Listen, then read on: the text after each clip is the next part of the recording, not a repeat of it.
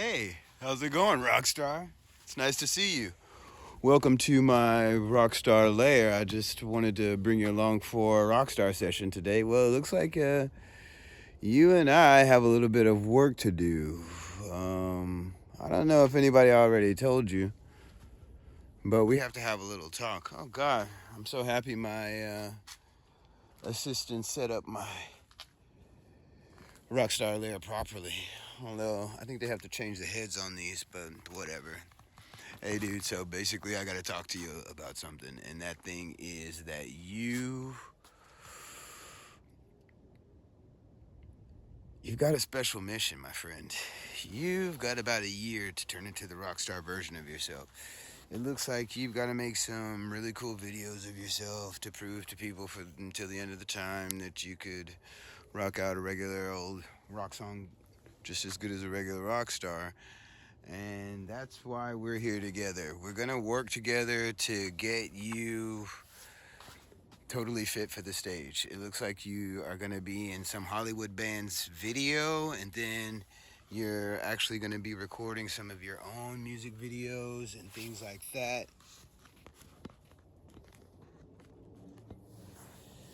Like I was saying, some of your own music videos and things like that, and that's really awesome.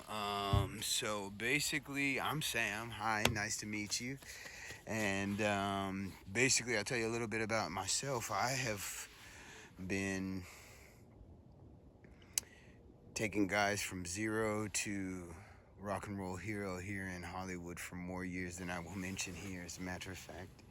And what I'm going to do is turn you into the rock star version of yourself because you've got some videos to do, it turns out. So, welcome to my Rockstar lair, as I just said before. And what we're going to be doing here is Rockstar sessions. And Rockstar sessions are what are going to get you completely 100% in Rockstar shape for your Rockstar moment so that we can record it and have it until eternity. But you're going to use it for the rest of your life as well, just getting younger and cooler and faster and stronger every single day. Now, how are you going to get those things happening to you? We're going to use a little bit of MK Ultra to Rockstar Ultra you into your best version, my friend. And I'm using a new mic, so this is fun stuff. New mic, hey, hey, hey. All right, so now let me just check my.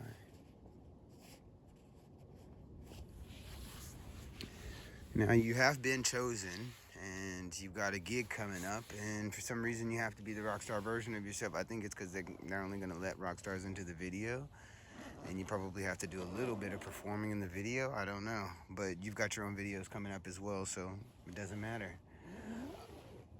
I'm gonna go over some of the fundamentals of what we'll be covering together, and then we're gonna be rocking. That's what we do, you know. So I did hear that you wanted to leave behind a kick-ass legacy. If that's right, and it's you wants to leave behind a kick-ass legacy, then that's great. But, you know, it's not like a magic genie can just go cling, kick-ass legacy. Let me see if they left me any messages. You know.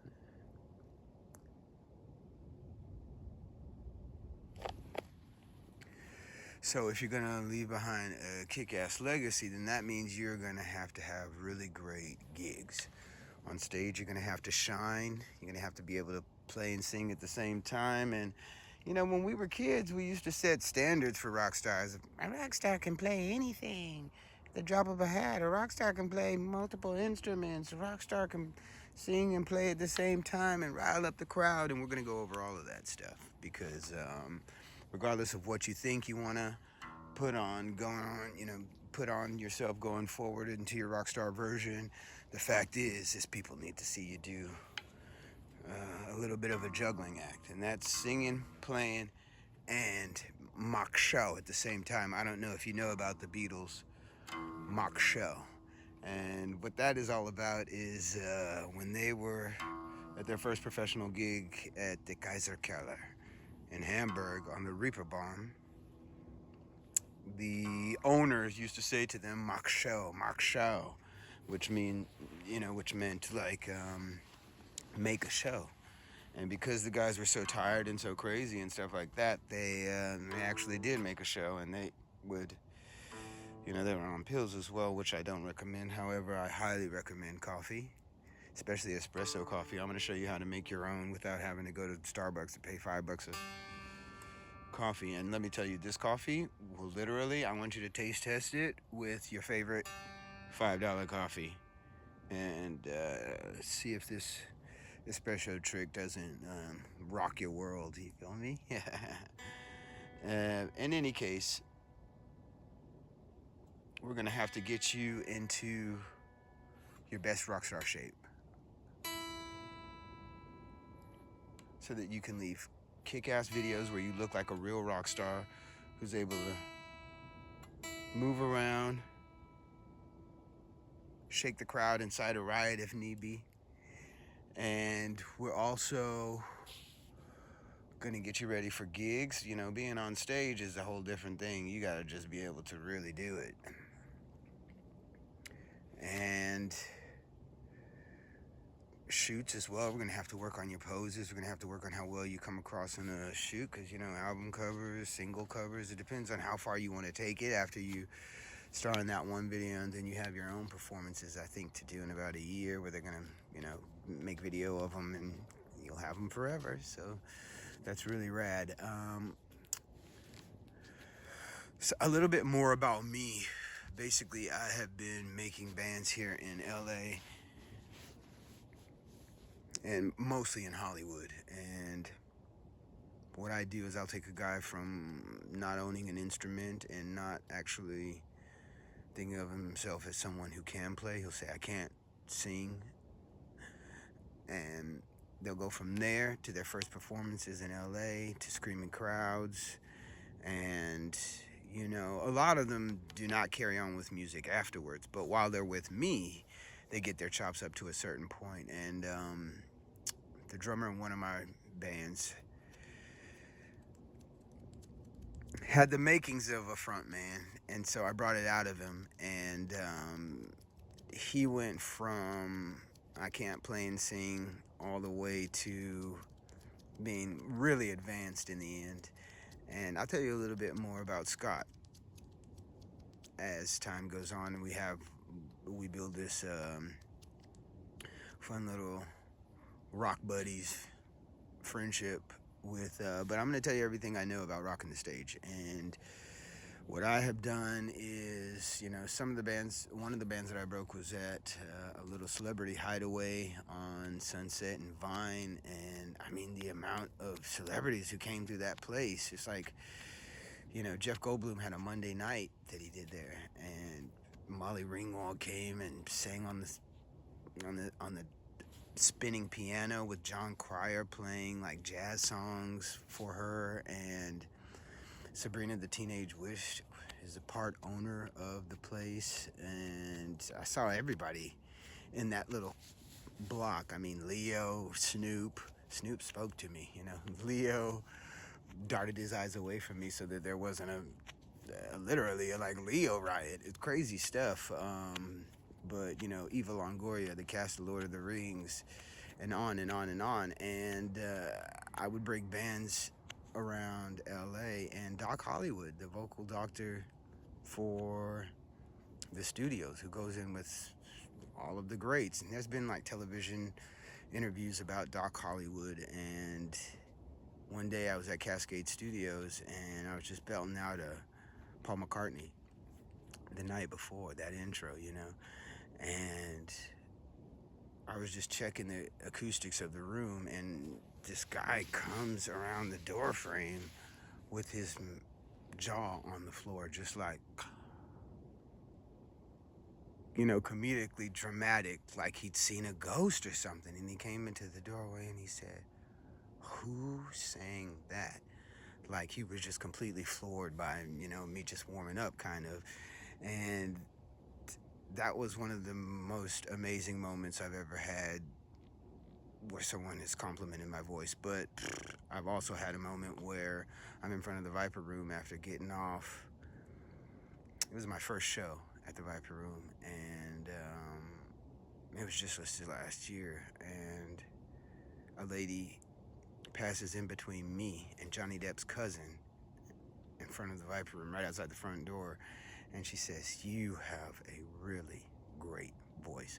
And for people who perform, we know that that kind of compliment does not come easy. And I went all the way from "I can't sing" to, no, sorry, other people saying "you can't sing." You can't sing. Well, that was nothing. And Barbara Ann was flat. You know what I mean? Like, proper, you're a beginner kid, all the way up to you have a really great voice. And I sang and performed for years before hearing "you have a really great voice." And other ones, you're a rock star. You can play anything. You dream that somebody will one day say that to you in a real setting, not one of your buddies or whatever, getting some kind of merit pat on the back, you're a rock star. But no, I'm talking about guys who've come into your studio about half a dozen times and everybody's jamming, and it's like, "Can you play this? Can you play this?" And it's like, "Oh, I think I can play." And he's like, "She can play anything. You're a rock star." Because we just jammed so many times, and I would get him to play as many songs as, the simplest songs. I'd be like, "Oh, you guys know this one, you guys know this one." But in any case, another thing that is sort of qualifies me to be in any way sharing anything that would be useful for you is that outside of the Hollywood bands where I've played, these crazy gigs with like things that are beyond ovation, things that are beyond amazing, like a dude in a place where you get up on stage and everybody looks at you like, "Record scratch?" Like Blazing Saddles moment, like, "You're gonna be singing what for who?" By the end of, an AC/DC tribute, you have dudes running down to the front of the stage, one guy bowing down like, "We're not worthy," over and over at the end of the track. I've had, playing Smells Like and have a whole college full of girls, Loyola Marymount girls. I forget which, not Loyola Marymount, it was Mount St. Mary's all girls college here in LA. They run down to the stage and start moshing in front of the stage, just like in a movie or in a dream gig. And later in the set, or before in the set, we were playing, like a 50s tune, like That Thing You Do. And they all run down to the stage, all these co-eds, and they're all doing the twist in front of the stage, that kind of great stuff. Or, for me, one time I was tributing Kurt, and even though it's, the Nirvana songs are cursed, they are, even though it was cursed, this young lady who was a bikini dancer at this strip club that we were playing at kneels in front of me and starts to, how do you say, simulate fellatio, like Wendy and Prince. You hear me? You know what I mean? Like, what? I've never seen other people get this kind of stuff. And I guess the biggest thing that ever made me feel like I know what I'm talking about, or that I could qualify me to be able to share stuff with people and make them sound good, is that this one will be hard for you to believe, but I jumped on stage, no rehearsal, with the Jackson 5's band and played a couple of tracks with them as Michael. I was putting together a Michael show because this agent was talking to me and was like, "Yeah, Michael's 10 grand. So is Bruno Mars." And so I learned a few of their tracks, but Michael, I tried to do as many as I could, and I was getting some footage, and I called up this one band, and it ended up being, "Yeah, we play for the Jackson 5 on tour right now." I was like, whoa. So I jumped up and, man, we brought the house down. It was filled with all of these Hollywood heavyweights and like gospel singers and things like that. And so it had kind of a jazzy feel to it, but we did a couple MJ, and the place literally just lit up, and people were screaming at the stage and jumping and clapping, and they were just so riled up because it was MJ. And even though I hadn't practiced with the band, I had practiced on my own, and we were killing it with MJ in original keys. And so those are my claim to fame, and You know, I cut my teeth, as they say, or I got my chops as a lead singer in a band called Sons of Jimmy, where we would play for 3 hours and I was the only singer. Even though Chris, God rest his soul, could have definitely took vocals on, at least 5 tracks. But we're talking Cream, we're talking Bob Marley, of course Jimi Hendrix, but Jim Morrison as well, lots of Doors, and on and on. Zepp, you know, and Zepp is another one that makes people just go absolutely crazy. And I can show you how to do Zepp, even if you feel like you don't have the range. There's a method, but there we are. That's who I am, and that's who you are, and if you're gonna be a rock star on stage, you're gonna have to go on stage and do as good as a real life rock star. And I want to say that again. When you go on stage, you want to do as good rather as a real life rock star, because we've seen them. They could be better sometimes. Some of them could use a coaching session, something like that. And the fact is if we're gonna make you as good as a real life rock star, you're gonna have to get, number one, the voice is gonna have to be on point. Luxury rock vocals, we're gonna go over. We're gonna have to get the body on point, because that is one of the unwritten rules. As a matter of fact, they'll give you a real hard time if you don't have that rock star body, and that it's just slightly elevated. It's not some marble statue kind of a body or whatever. Not even a gym body, as I'm sure you can see, from the rock stars that you love. But we're gonna get you there without working out. We're gonna get you there without working out. We're gonna get you there by rocking out, okay? As well, there's the talent. And talent, you can do 10,000 hours, or you can get coaching from a 10,000 hour. And that's, what I'm good at is getting you compliments that are beyond what you've received before, and compliments that you never would have gotten before. And we do that by doing a variety of things. There's not like an easy button or you just do this. No, we do a lot of stuff. So for you to get compliments that are out of this world, it takes about a year to get that talent up to super duper rock star level. And I'm sorry to say that in the beginning, but maybe you could find it earlier. You never know. You could be super top quality before then and be able to play a set and sing it out and nail it and really get people to want more at the end. And that's what it's about, really. You gotta leave them wanting more, and you gotta leave them with video proof of how amazing you are, and watching people just like scream and hoot and holler and whistle and watch the ovations just get better and better the better and better you get. And I'm just gonna check the camera right quick.